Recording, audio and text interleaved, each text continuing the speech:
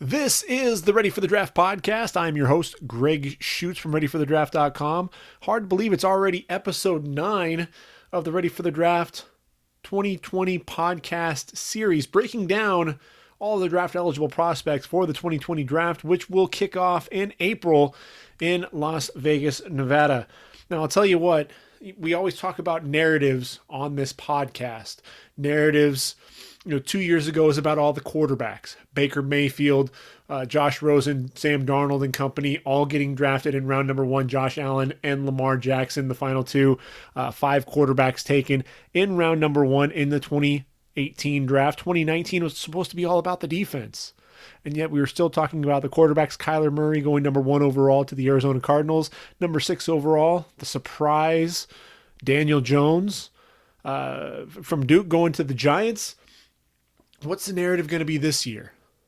Well, there's a good chance that we're going to be talking about quarterbacks once again. The question is going to be, there are a lot of young quarterbacks that are emerging right now, and a lot of quarterbacks, teams that are set in who they have starting at quarterback. I think what we're going to see is some of the teams that have some of the older veterans bringing in some of these younger quarterbacks. If I'm the New Orleans Saints, I've got Drew Brees, aging quarterback. There's Joe Burrow running a Joe Brady-led offense. He's the passing coordinator there for the LSU Tigers. He's brought in what New Orleans does throwing the football. And you see what Joe Burrow has been able to do. Did it again against Utah State. 27-38.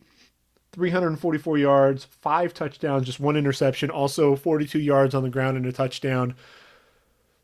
Joe Burrow is moving up draft boards. We now have 4 quarterbacks who could very, very easily be taken in round number 1. Obviously, you have Tua Tagovailoa. And honestly, first quarterback taken, who's going to be the team that's going to be number 1 overall that's going to be looking for a quarterback? And Tua's going to end up being the number 1 overall pick. It's just a matter of who's going to trade up to get him. Because if you're looking at Miami, they traded for Josh Rosen. If they're not sold on Rosen, do they go with another quarterback? I don't know that that's actually going to happen. Arizona's another team that could potentially be there, but they have Kyler Murray at quarterback. What about the Bengals? That's a team to keep an eye on. Zach Taylor sitting there with Andy Dalton. Brought in Ryan Finley, but there's a good chance we could see Tua in a Bengal uniform next year. Then there's Tennessee, the Titans. Is Marcus Mariota going to be the answer? If the answer is no, they may be looking for a quarterback. Minnesota with Kirk Cousins, I know all the guaranteed money. They may bring in somebody to back him up. Then there's Phillip Rivers, another aging quarterback. There's teams looking for depth, and you look at the quarterback position. Joe Burrow cemented himself as one of the top 2 or 3 prospects. I look at the way Joe Burrow is throwing the football around the yard, and he looks like he could step in and run that New Orleans Saints offense. Obviously, the game changes when you go to the NFL. Game's just a lot faster. Kyler Murray's already talked about it. You hear him talking about how, hey, the holes are still there, but they close up a lot faster. As soon as I get there, they're already gone. So the speed, obviously, is definitely going to be there. But Joe Burrow, to me, has definitely solidified himself as a first-round pick. And look, he's gaining on Justin Herbert. And I actually have him penciled in as my number 2 quarterback. Justin Herbert in a slugfest against Cal this past weekend, not the most eye-popping stats. 20 of 33, 214 yards, touchdown, and an interception to his credit. And that was going to be a fight against Cal's defense. There's not a whole lot of offense there for the Cal Bears right now, but Justin Wilcox has a top-notch defense, and Justin Herbert, he struggled at times. And it's one of those things to where I think people are losing sight of what Justin Herbert is. I think I look at Justin Herbert and I think of Josh Allen He doesn't have quite the arm strength that Josh Allen has, but he's a tremendous athlete, a guy who can move around the pocket. He flirts right around that 50%, 60% passing, which is a little bit of a concern at times. So that if you've listened to any of my podcasts, I talk about how if you can't complete 60% of your passes at the collegiate level, what makes you think that you can complete 60% of your passes in the NFL? It just doesn't happen. It doesn't translate. So last year, Justin Herbert, 59.4% completion percentage, by far his worst output. But you look at what he's done so far this year, and I think that's the thing that's really people aren't seeing a whole lot of. Yes, the stats are a little bit down at times in some of the games, but 71.6% passer, over 1,300 yards, 15 touchdowns, just one interception. And when you think about that from a production standpoint, he's making all the right reads. He's making the right throws, putting the ball where only his receiver is able to make a play. And that's really what you want to see out of a quarterback that you're looking to take in the first round. And so I think Justin Herbert has definitely solidified himself. But look, he's going to have to show that he's clearly the better option over a guy like Joe Burrow. Joe Burrow, we can already see him in an NFL offense. This is almost a job interview for Joe Burrow. Justin, there's going to be a learning curve going to the NFL, but can you see Justin Herbert running an NFL-style offense? When you look at a guy like Josh Allen, here's where the comparison, you look at it, and Josh Allen, yes, I know, Mountain West Conference, Wyoming receivers. In 2017, he didn't have a lot of top-notch receivers around him. The year before, though, had quite a few NFL players on that team. Had Jacob Hollister at tight end, Taylor Gentry, flirted with the Bears for a little while, Brian Hill at running back. Had some talent there as a sophomore, only completed 56% of his passes, went over 3,200 yards, bunch of interceptions as a sophomore. As a junior, 16 touchdowns, 6 interceptions, just over 1,800 yards passing, 56.3% completion percentage. When you look at Justin Herbert, already what jumps out to you, better decision-making, and I think that's something that people are kind of losing sight of. But I mentioned at the beginning that Joe Burrow is really emerging. 78.4% completion percentage. I mean, are you kidding me? From a pass efficiency standpoint, this offense was tailor-made for him. Over 1,800 yards passing, 1,864 to be exact, the nation's number 2 passer. And he's only trailing Anthony Gordon, Mike Leach-led offense, Washington State, by less than 300 yards. 282 to be exact. So Joe Burrow right on his heels as the nation's top passer in terms of yardage. 22 touchdowns, just 3 interceptions. Joe Burrow is legit. So we're talking about stats, and obviously I know stats aren't going to be the end-all be-all when you're talking about a quarterback. But let's just take a look at Tua. And these stats, you want to talk about translating, through 5 games. He's a 76.4% passer, over 1,700 yards passing. So where does that rank Tua on the list? That's number 4. And the thing with Tua is he's got the dynamic trio, really a quartet of receivers if you throw in Jalen Waddle to go along with Jerry Jeudy, Henry Ruggs III, and Devontae Smith. But they're not just screens. They're not just slants or drag routes. He's throwing the football down the field with tremendous accuracy. 23 touchdowns, 0. Goose egg, nada. 0 interceptions. Think about that. Through 5 games, this guy hasn't thrown a pick. Through 8 in his first 2 seasons, 6 a season ago, he still hasn't thrown a pick. Now, granted, he's going into more of the meat of his schedule, hasn't really been truly tested by a top defense. And that O-line, that O-line is going to be tested. You look at Alex Leatherwood, we'll talk about him here in a minute, proving himself as a left tackle. Interior of that line had to be replaced for the most part, so there's some question marks there. Jedrick Wills at right tackle is a guy who's emerging as a pro prospect. So I'm really curious to see what's going to happen with Tua once he plays some tougher defenses there in the SEC. That's really what I want to see.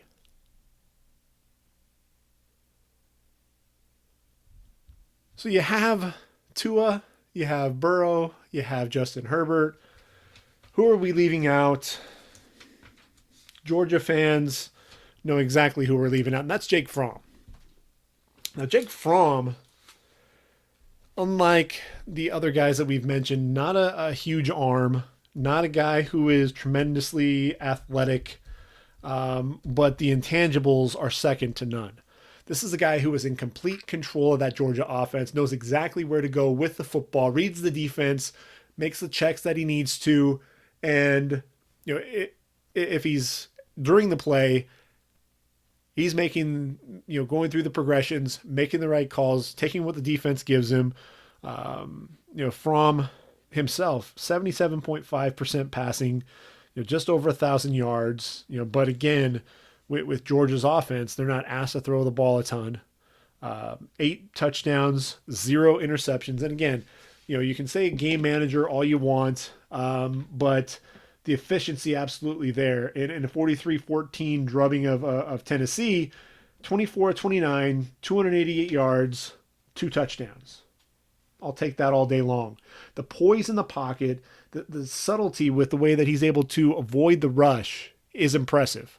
You watch him in the pocket. He does a great job really manipulating slides, the subtle slides in the pocket, keeping his eyes down the field, keeping those shoulders square to his target, and the way that he's able to manipulate the defense as well, keeping those eyes,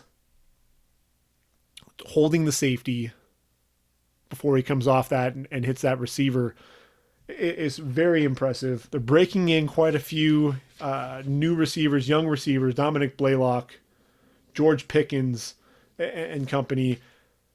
And you see him developing the rapport with these talented young receivers.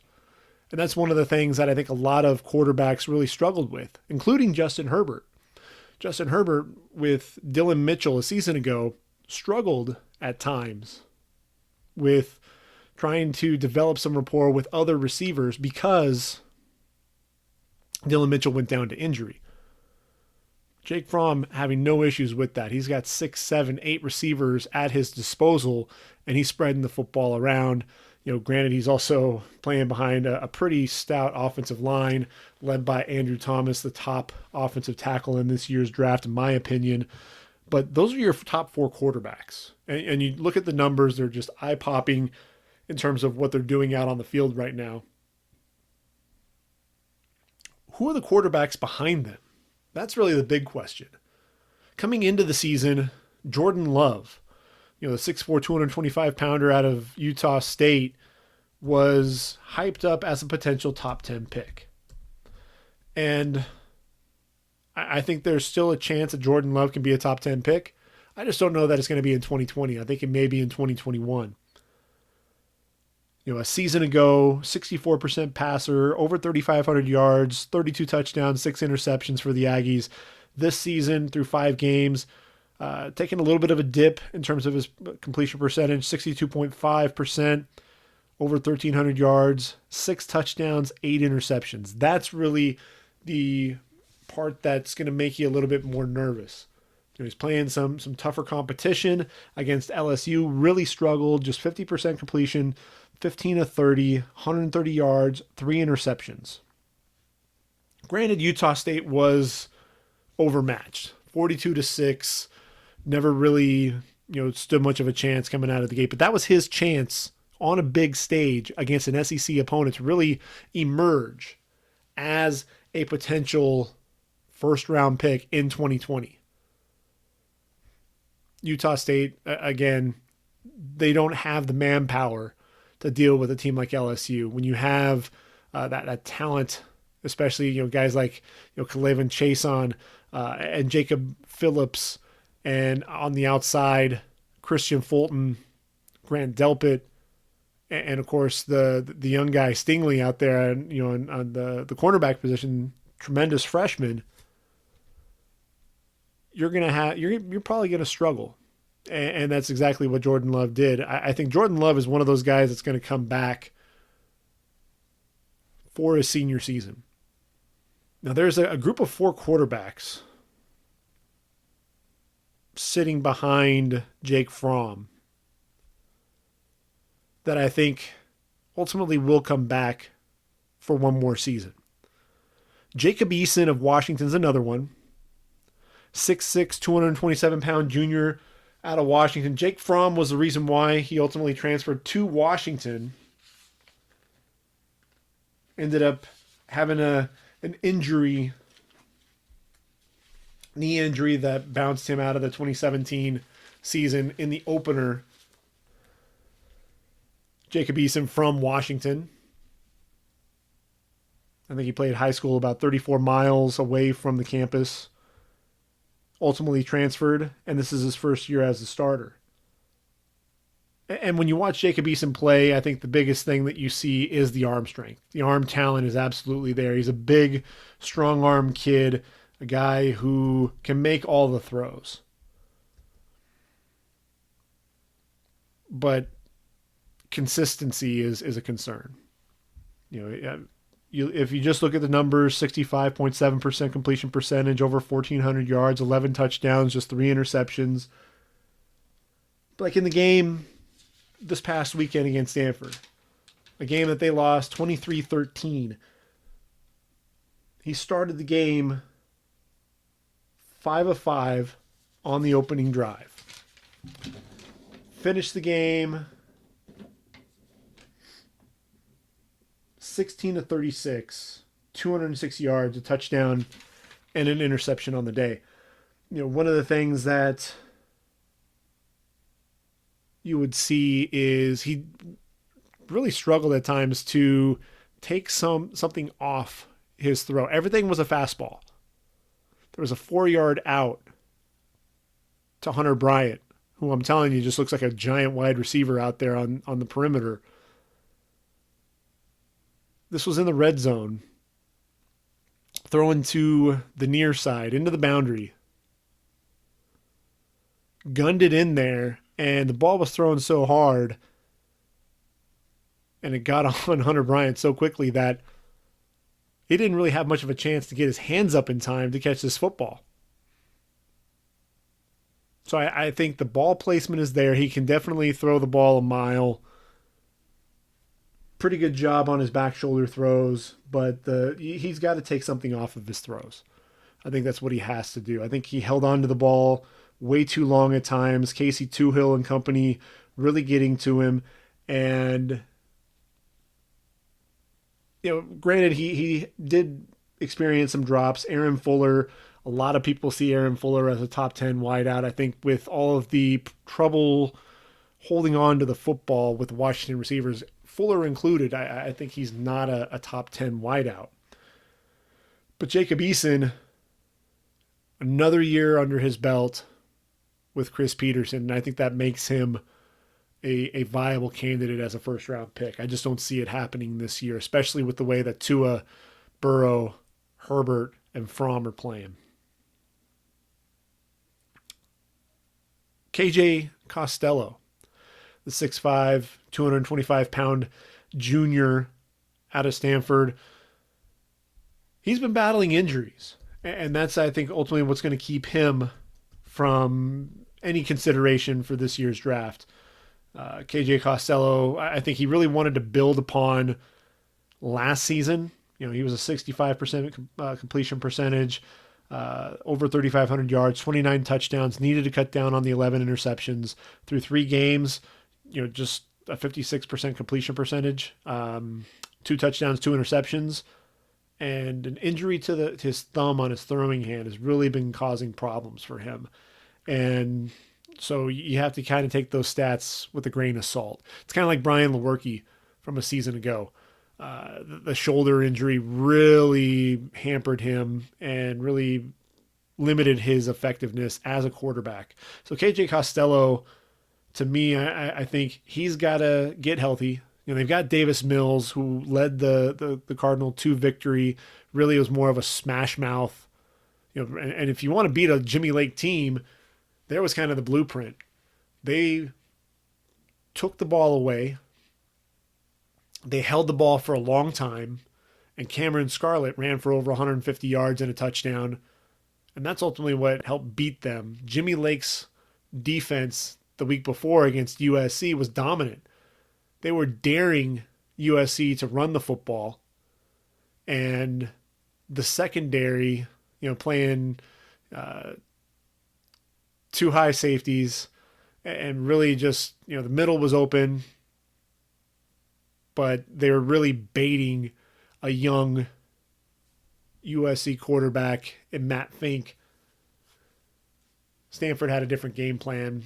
Big reason why they were actually able to get the job done, though, was KJ Costello was out, so they changed things up a little bit from what they normally do with KJ in the game. Costello is going to have some weapons next year. Connor Weddington, Michael Wilson at receiver, Simi Fehoko, the big 6'4" receiver, he's emerging as a top target. And then there's Colby Parkinson. Colby Parkinson is going to be a top 4, top 5 tight end in this year's draft. I think he can work on some of his blocking because he's 6'7", 250 pounds, an incredible catch radius, runs excellent routes. But I think the blocking, Stanford tight ends are known for their blocking.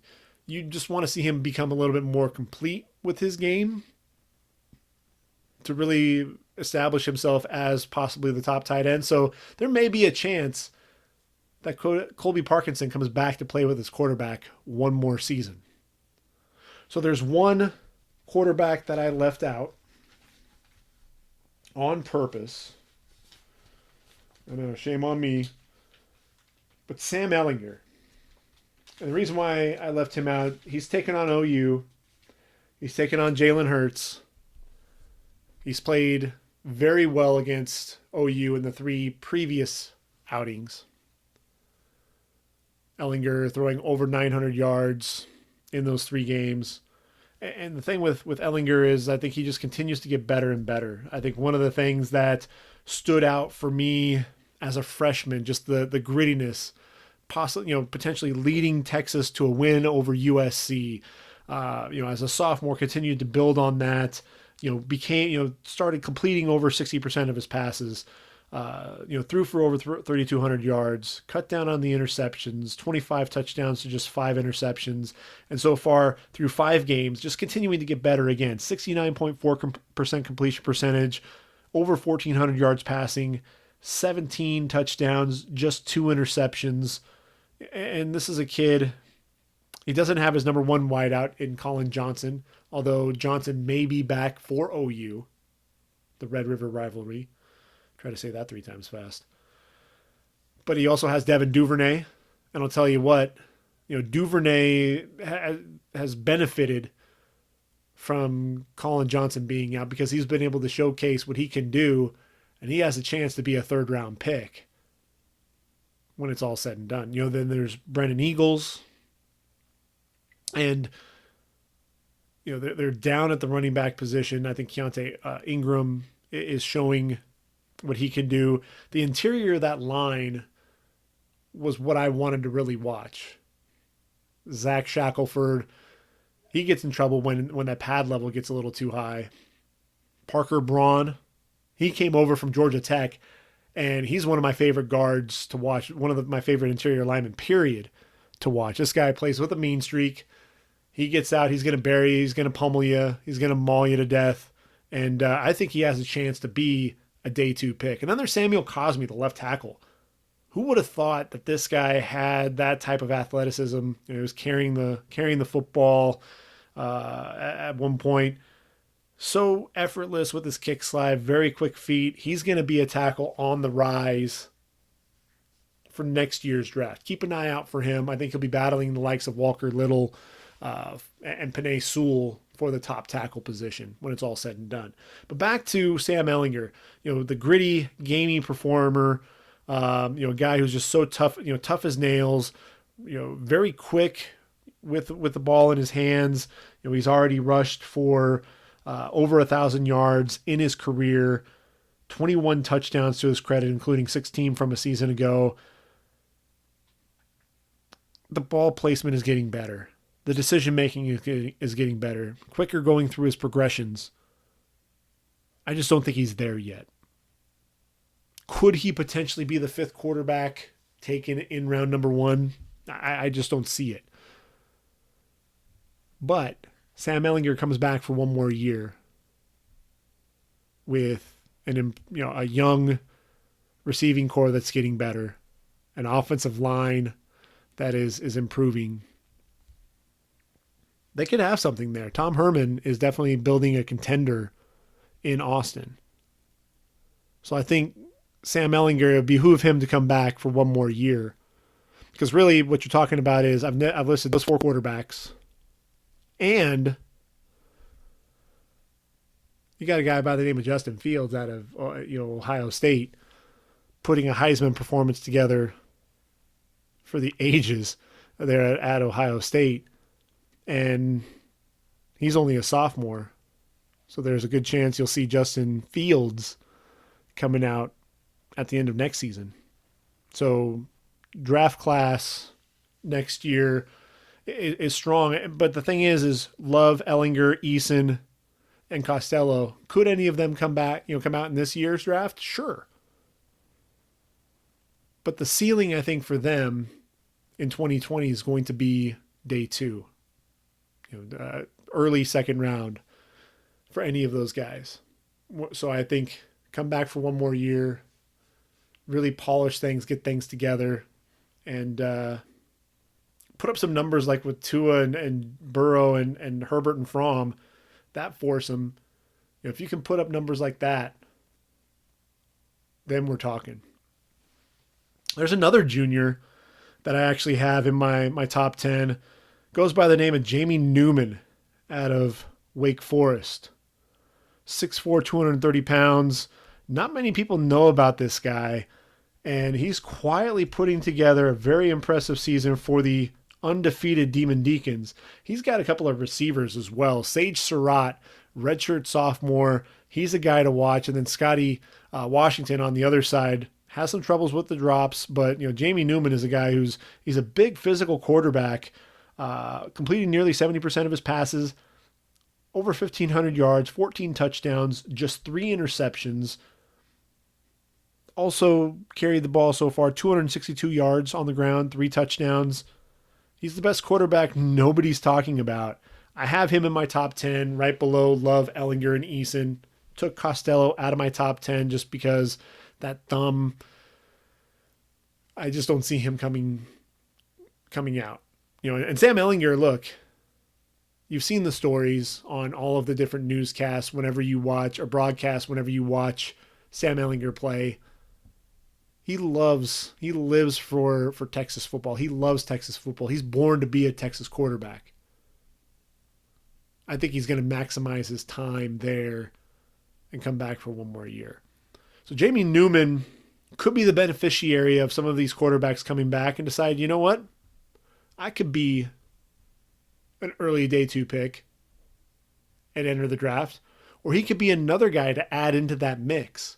There are a lot of young junior quarterbacks who could decide to stay and really make the 2021 draft an interesting group of quarterbacks. So where does that leave us in terms of that quarterback position if you take out that quintet of juniors? Well, Nate Stanley of Iowa was hoping for a big season. I think one of the things with Stanley that is no secret is the streakiness with his deep ball accuracy. That's one of the things that he struggles with. He's a 58% completion career passer. 60 touchdowns, 19 interceptions. But if you watch the game against Michigan, the 10-3 finale, you look at it, 23 of 42, 260 yards, 3 touchdowns.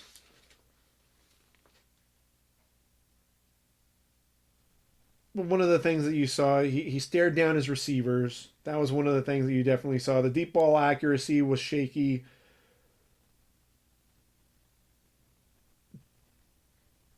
Decent ball placement to the outside. I think he did a good job, sliding to his left, extending the play, keeping his eyes down the field. But it's the consistency. Don't hold on to the ball for so long that you're going to take a sack. Make the right read. Get rid of the ball quickly. If you're going through your progression, don't stare down a receiver. Go through those progressions. Don't stay locked on to one receiver the entire time. To me, Nate Stanley and his draft stock has been dropping steadily. This was a guy who many, including myself, thought he had a chance to solidify himself as a day 2 pick. Now I think there's a chance that he could end up being a late day 3, possibly. There's so many quarterbacks that you question whether or not they're going to get drafted, and they end up getting drafted late. Or he could be a priority free agent. I think because of his size, because of the arm strength, there's some tools to work with. 6'4", 245-pounder. But I look at his completion percentage this year. It's just a shade under 62%. He's going to be going into the really the meat of the Big 12 or Big 10 conference play. He's going to more than likely end up under 60% for the year. And if you're completing under 60% of your passes in your career and don't have an entire year where you've completed at least 60% of your passes under your belt, I think your ceiling is probably mid to late day 3. Then there's Shea Patterson. Now, Shea Patterson in that game, 136 attempts without an interception going into that game before throwing a pick. He was just 14 of 26, 147 yards, and that interception. He's a gunslinger. He's a guy who's gonna sling the ball around. Doesn't always set his feet. The mechanics at times, because the way that he plays. You want to see him set his feet, really let it rip. And when he does that, he's tremendously accurate. The problem is that Shea Patterson has not been overly consistent with his footwork, with when he escapes the pocket, is he squaring his shoulders to his target? So far this year, off to his worst output in terms of completion percentage since his freshman year at Ole Miss. 58.3% passer, just over 1,000 yards, 6 touchdowns, 3 interceptions. His offensive line has been taking a beating as well. John Runyon has just kind of had big swinging gait there at left tackle. He's been struggling, really showing that he's going to be, if he wants to be considered at the NFL level, he's going to have to kick inside to guard. Jalen Mayfield, the young right tackle, also getting abused at times. Ben Bredesen, who's been at the top of my guard list for quite some time. He can get nasty and seal off defenders. Very under control. Climb into the second level, does a really good job at that. And he's the one guy who's been pretty consistent up front, but one guy isn't going to make isn't really going to make things for you. And that's one of the things that Shea Patterson, running for his life and not always setting his feet, and throwing. He can't be a Patrick Mahomes who can throw from any angle on the move, whether it's backpedaling, rolling to his left, his right, running forward. Shea Patterson can't do that. So playing behind an inconsistent offensive line, you're going to get some inconsistent play out of him. And so I think Shea Patterson, another day 3 pick, not really the guy who is emerging, but there is a guy in the Big Ten, And I was critical of him a season ago, but it was mostly, really his play was hampered by the shoulder injury that he was dealing with. Brian Lewerke of Michigan State, 6'3", 216 pounds. This is another guy. The biggest thing is that completion percentage, 57.1% completion percentage to his name. He's a 58.5% passer this year. I think what was encouraging watching him play against Ohio State, though, was his ability to read the defense and take what they were giving him. This was one of the things to where he did a really good job, especially moving the launch point. He'd roll out, do a really good job of setting his feet and firing at the target. He was picking really on the middle of the field, that tight end position, do a really good job of looking off the safety or on a play action, make sure that the safety's biting and coming up, then throw over the top and hit the tight end over the middle. You'd also see him pick on Baron Browning a little bit, throwing over him and in front of the safety, in front of Jordan Fuller, hitting the tight end. And his tight ends were really his favorite targets. That and Darrell Stewart. And Darrell Stewart Jr. is a receiver. He's a 6'2", 215-pounder. Very emotional player. A guy who was really trying to get his team fired up. And I thought for the most part it worked. 6 receptions, 68 yards, and a touchdown for Stewart. Very athletic, a guy who was really running a lot of the crossing routes very well, using his bigger body to shield the ball from defenders. A reception in 30 straight games, a very reliable target. He's a guy who I think is going to be a mid-round pick and make a roster and be a pretty productive player at the next level. Now, Lewerke, again, has to work on the completion percentages. His offensive line, it's kind of been a makeshift line for him the last couple of years, moving guys around. Tyler Higbee's really a guard. He's playing at left tackle, got abused at times by Chase Young and company. Lewerke, 20 of 38, 218 yards, touchdown and an interception. But when he was moving the ball, when they were really getting things going, Lewerke, you saw something out of him. You saw him being able to survey the field, to read defenses, and take what the defense was giving him. Will that completion percentage hinder him? There's a good chance of that. I think his ceiling is also probably going to be mid to late day 3, which takes us to Jalen Hurts. Jalen Hurts, out of the Alabama transfer there at OU. All you can really say about Jalen Hurts is he's having a Heisman-like performance there in Lincoln Riley's offense. Makes you wonder, is it the offense? Is it the quarterback? Is it a little bit of both? When you talk about Jalen Hurts and you were saying, it's got to be, Alabama's offense. It's got to be the O-line. It's got to be the talent there. This is a guy in his 3 years at Alabama, just under 63% completion percentage, 48 touchdowns, just 12 interceptions. In his last 2 seasons, just threw 3 picks, including 17 touchdowns to 1 interception in 2017. But it was one of those things when you looked at Jalen Hurts, you never thought of him as a pocket passer. You never really looked at him and said, this is a guy who his game could translate to the next level. He missed reads, didn't always know where to go with the football at times. But look, as a junior, he emerged. Tua Tagovailoa goes down to injury. He leads the team back to the win over Georgia in the SEC championship game. Transfers to OU as a grad transfer, comes in, really business-like approach, and he's been phenomenal. Completing over 75% of his passes, over 1,500 yards passing, 14 touchdowns, just 2 interceptions. One of the interceptions was this past weekend against Kansas. Didn't lead his receiver.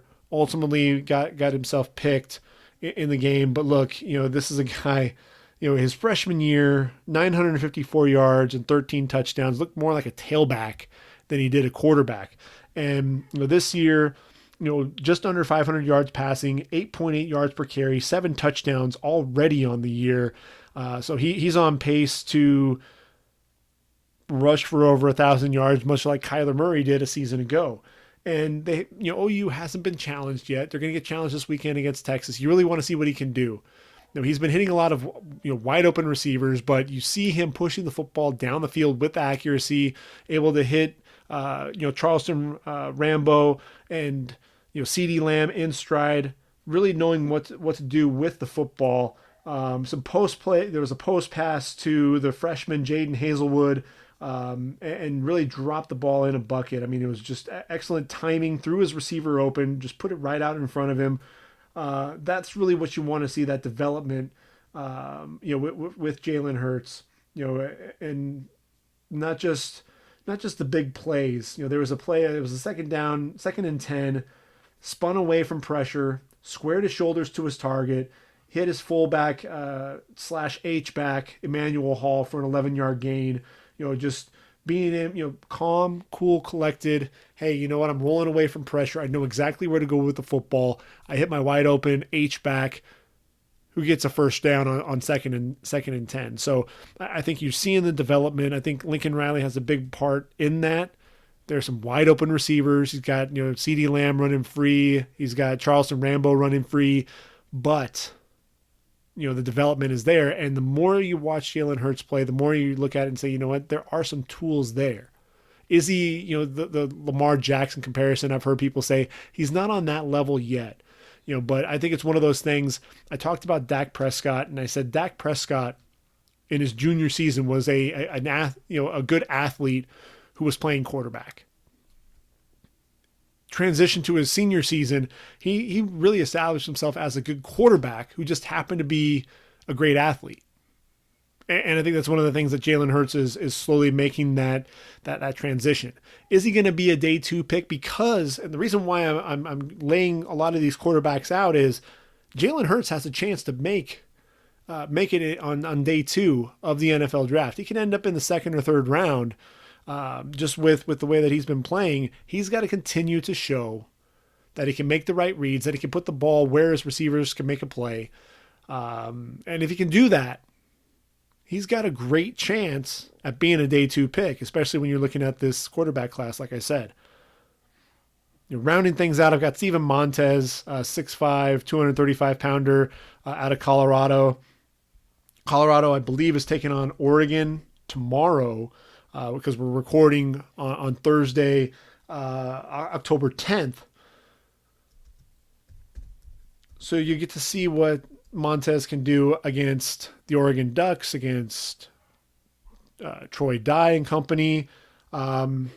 This is a guy who's having his best year with the Buffs. 67% completion percentage, over 1,400 yards, 10 touchdowns, just 2 interceptions on the year. He's kind of the forgotten man in the Pac-12. Everyone's talking about everybody else. They're talking about Justin Herbert. They're talking about KJ Costello. What is Keaton Slovis doing there at USC? Khalil Tate, what's going on with him? There's a freshman at Arizona State that's playing well. What's going on at UCLA and what's going wrong there? Chase Garbers is getting some recognition at Cal. All Steven Montez is doing is continuing to play well and put up the right numbers there for Mel Tucker in his first year with the Buffs. And I think, the 3-2 record, that's one of the things that's really kind of taken the hit for them is that record. And with Colorado, they took the loss to Air Force, 30-23. And then they also lost this past week to Arizona, 35-30. That loss definitely stings a little bit there for the Buffs. If the Buffs want to be taken seriously in the Pac-12, they're going to have to rebound from that. But in that game, Steven Montez, 28-42, 299 yards and a touchdown, no interceptions. Pretty solid day all around, in a losing effort. He was playing without his top receiver Laviska Shenault did not play in that game. Tony Brown was his leading receiver, Katie Nixon. But, again, if Laviska Shenault is not on the field for the Buffs, that changes the game plan just a little bit there for Colorado. But I think Steven Montez has some tools to work with. Definitely athletic, a guy who can manipulate the pocket, can get outside, and has a really good arm throwing the football down the field. So some of the things that I saw this past week, we've talked about the quarterbacks and what to expect. I've already talked about some of the quarterback play that I watched, but some of the other things that I saw, and guys that are making moves either in the right direction or the wrong direction. How about Kwity Paye out of Michigan? 6'4", 277-pound junior, 2.5 sacks to his credit. Even took out Tristan Wirfs, beat him out of his stance. Showed a good rip move, pressuring the quarterback, getting him out of the pocket. He was just showing a really good burst off the ball, and that rip move. Tristan Wirfs, when he was in the game, struggled to deal with that at times. I think that was more so in the first quarter. Part of the second, once Tristan Wirfs moved over to the right side, when he faced Kwity Paye, just seems to be more comfortable on the right side. Tristan Wirfs does. But Kwity Paye was just a nightmare. Alaric Jackson doesn't look to be all the way back. I think he has to come back for one more year. After the injury, he just looks a step slow. So I don't see Alaric Jackson moving. But, Kwity Paye, with the way that he played against Iowa, if he continues to rack up the sacks, continues to show that explosiveness off the edge, he has a chance to be one of those edge rushers that we're talking about on draft day. Tristan Wirfs, look, overall, yeah, he did struggle at times with Kwity Paye, but he overset a couple of times, but the power is absolutely there. He has good footwork for a guy his size. 6'5", 322 pounds. Could he kick inside to guard like Brandon Sheriff did? Sure. But he's not as physical in the running game as Brandon Sheriff. I think Wirfs is going to still be a first-round pick, but he'll probably be in the 20, 25, probably in that range, I would guess. AJ Epinesa is another guy, 6'6", 280 pounds. This was the guy who led the Big Ten, didn't even start for the Hawkeyes. Shows a decent burst off the ball, but he's so stiff turning the corner, stiff in his hips, and, he's got excellent power in his hands. I think he's still going to end up being a first-round pick. Finally got his first sack of the year. This is a guy who, again, he was on a line with Anthony Nelson and Parker Hesse. Now he's the guy. He's seeing a lot of double teams, and he's been struggling, at times. He has taken his man into the quarterback, collapsed in the pocket off the edge, but you're waiting for him to really have a breakout game, and you just haven't seen it. And that's one of the things that I think is frustrating watching him play, especially after you see him a season ago just dominating guys at the point of attack. Watch Oklahoma State and Texas, 45-35 winners. Texas Tech, not Texas, Texas Tech. The Red Raiders bouncing back after their loss to OU. Jordan Brooks, moved him into my top 10 inside linebacker. He's the guy who can play inside or outside at the linebacker position. Really good instincts. This is a guy who plays well against the run, showed really good contain against the quarterback, forced him back inside, got a sack on the, basically got out to the perimeter, forced him back inside. They dropped him for a sack. Excellent tackler of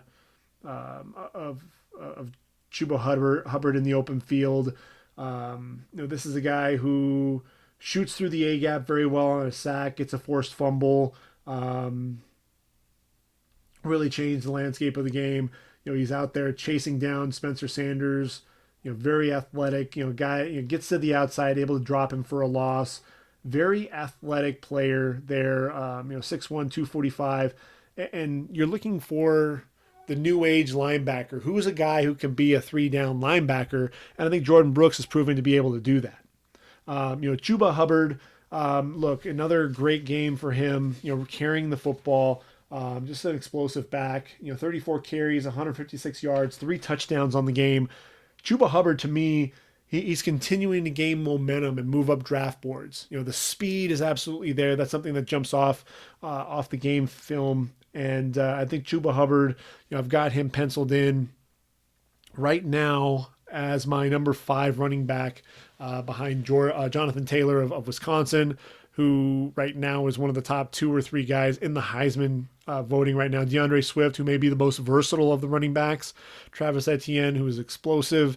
And then J.K. Dobbins is the other guy who has been impressive. May not be the best athlete of the group, but a guy who I think he sees the field very well, and he runs hard, runs behind his pads, and he's one of those guys. He has excellent vision, sees the hole, hits the hole, and then has pretty decent acceleration getting into the second level in a hurry.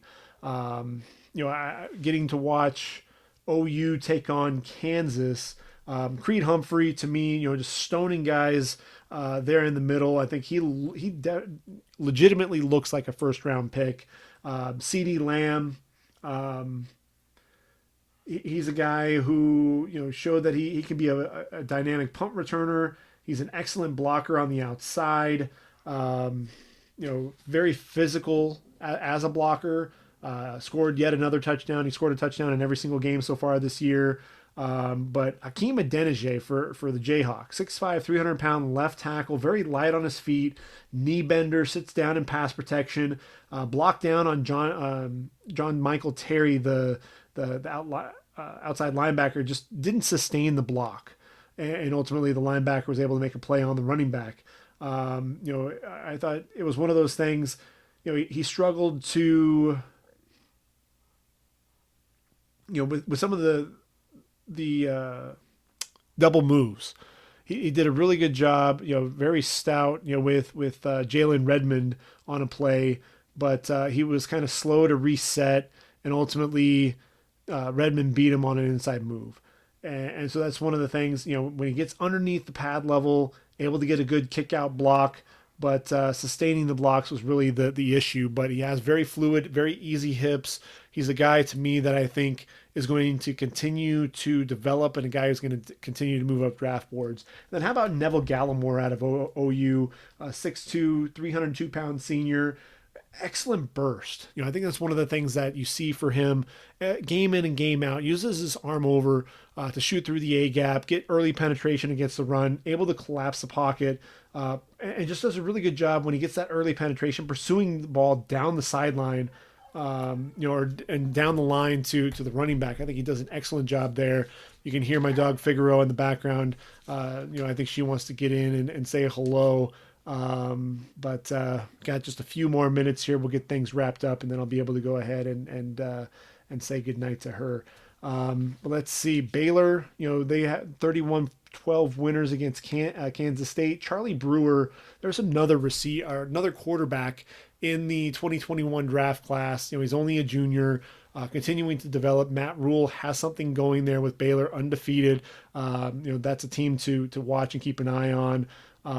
Definitely something, a team that's fun to watch. Let's see, who else can we talk about? How about Rodney Smith out of Minnesota? Rodney Smith, 24 carries, 211 yards and a touchdown in a 40-17 win over the Fighting Illini there in Illinois. Patient runner, did a really good job looking for, waiting for those holes to develop. Gets up the field, has really good vision, and like I said, and breaking tackles, showed some good speed, getting to the next level, speed getting to the outside, and the balance, running through contact, the lower body strength, I think was another thing that really stood out for me with him. If you watch the Auburn game against Florida, yes, Florida won 24-13. I thought Jonathan Greenard definitely showed some explosiveness off the edge. He's made it into my top 10 of edge rushers. I thought Jack Driscoll was impressive for Auburn, 6'5", 296 pounds. Showed an ability to climb to the next level, to the second level in the running game. knee bender, gets underneath the pad level, overset on one play. Defensive end got an inside move on him, but he was able to recover, slide back inside, and pick him up. So, really good lateral quickness there for Jack Driscoll. I was really impressed there. I think he's a guy who's going to be moving up my draft board there at the offensive tackle position. But Derek Brown, I don't think there was anybody that was more impressive overall than Derek Brown. This was a guy who was virtually unblockable. They were throwing double teams at him left and right. Just the power to drive his man back into the backfield, the speed to power, getting underneath the pad level, and just putting the guy on skates, walking him back, exploding into the backfield. He had extended his arms into the right guard and really just kind of bench presses him, getting off that block. He was a guy, had a 53-yard return on a fumble, ultimately tripped over the 35-yard line. But got a really good push up the field and extended his arm, able to knock the quarterback's arm. And I'm sorry, that was the second fumble recovery. On the second fumble recovery, he comes off the edge. I'm sorry, not off the edge, but he was collapsing the pocket from within, came around the edge, and ultimately almost took the ball right out of the quarterback's hand, out of Trask's hand, and kind of chops down, ultimately gets that fumble. But on the other play, it was Marlon Davidson coming off the edge. Not the most explosive player, but Marlon Davidson, a guy who is going to continue to work to the quarterback, came around the edge, chopped the quarterback's arm. Definitely a fumble. And Derek Brown was a guy who started working inside, had a spin move back to the outside, just happened to have the football right in front of him, picks it up, takes off and runs with it, and showed some impressive speed and wheels for a guy his size. Georgia, already mentioned what Jake Fromm did in the 43-14 win over Texas. Let's see, who else impressed me? I talked about J.K. Dobbins just a little bit. Let's spend some time talking about him.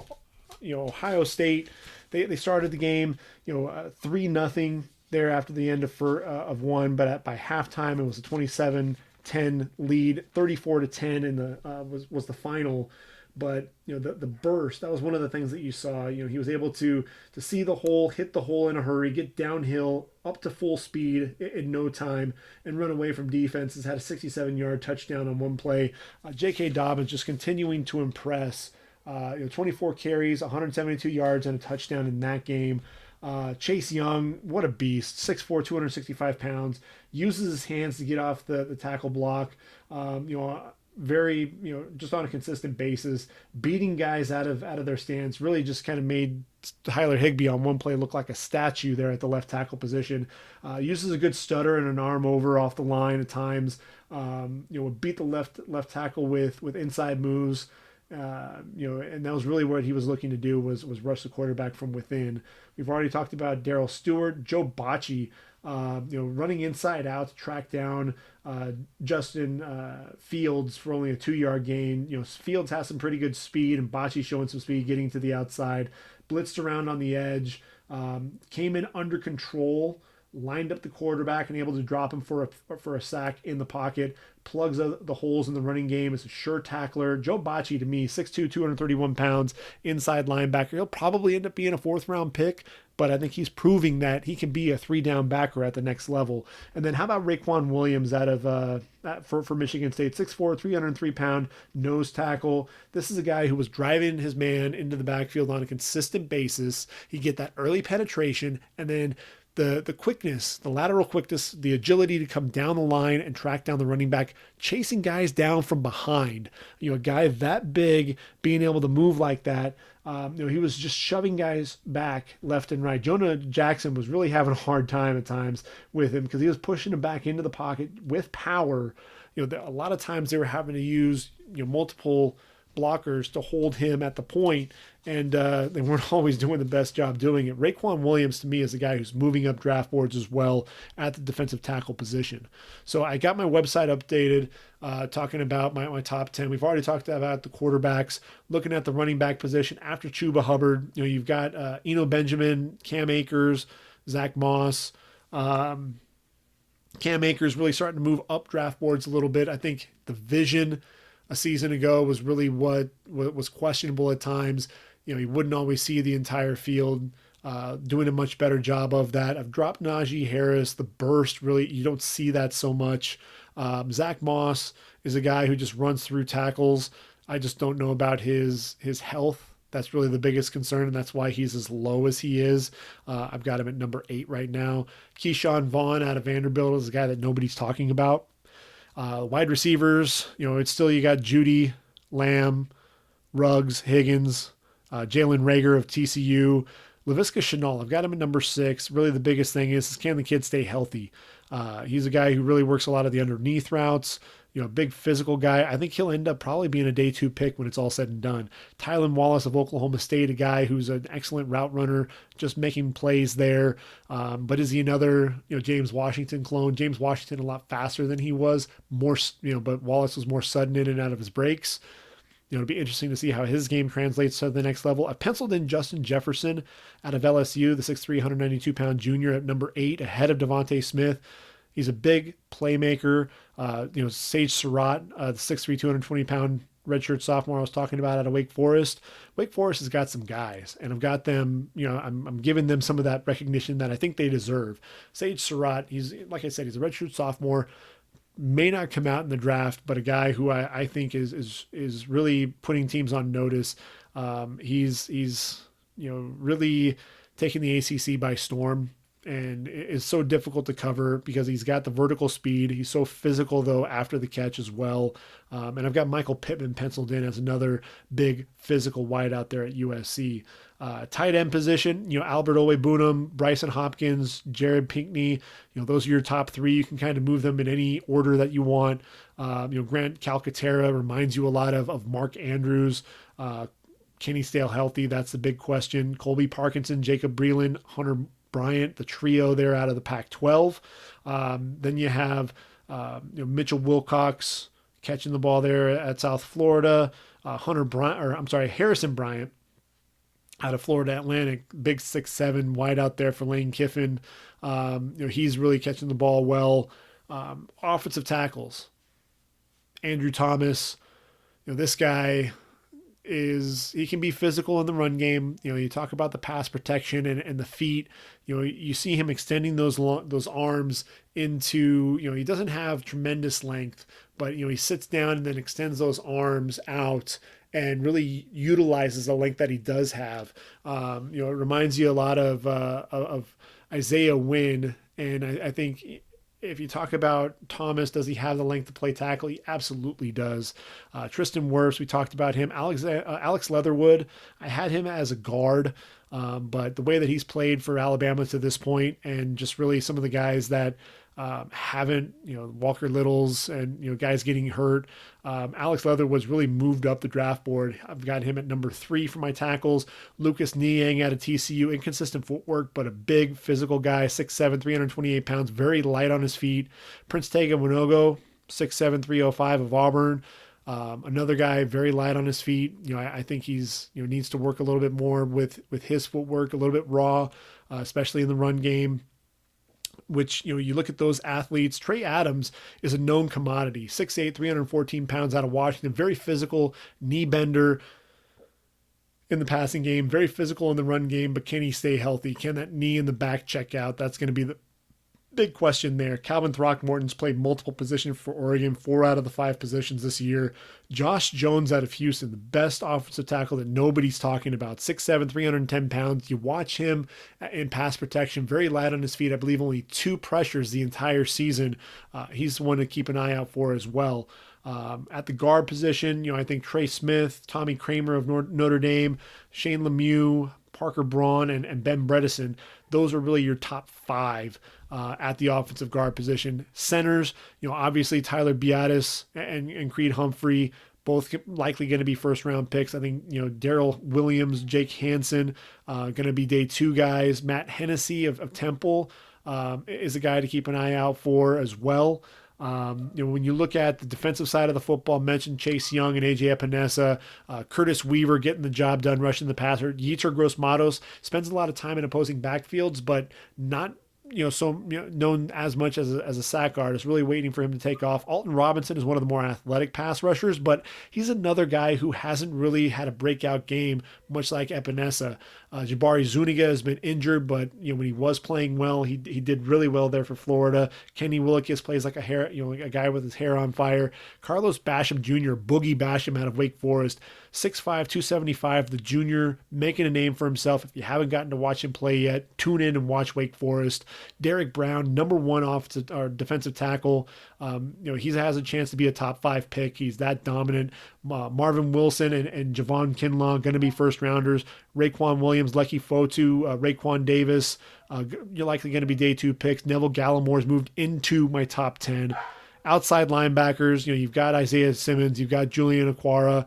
I've actually put Alex Highsmith of Charlotte. If you remember, Marcus Davenport, what Marcus Davenport was able to do rushing the passer there for UTSA, I think Alex Highsmith's going to be another guy similar to that. Charles Snowden of Virginia, 6'7" linebacker, excellent length. Inside backers, Monty Rice, David Woodward had an excellent game there against LSU, had 16 tackles and a sack, showing that he can be a 3-down linebacker as well. I mentioned, Joe Bacci and Jordan Brooks there in my top 10 as well. Cornerbacks, obviously Okudah, Fulton, Hall, Paulson Adebo against Washington, and Jacob Eason. 4 pass breakups, really showing, the aggressiveness, but, he'd extend down the left sideline, extend his left arm, and just keep his hand there on the pad, on the wide receiver's shoulder pad. He'd look back for the football and then extend his right arm to make a play on the ball, with his inside leverage. And that left arm never did anything. It never pulled.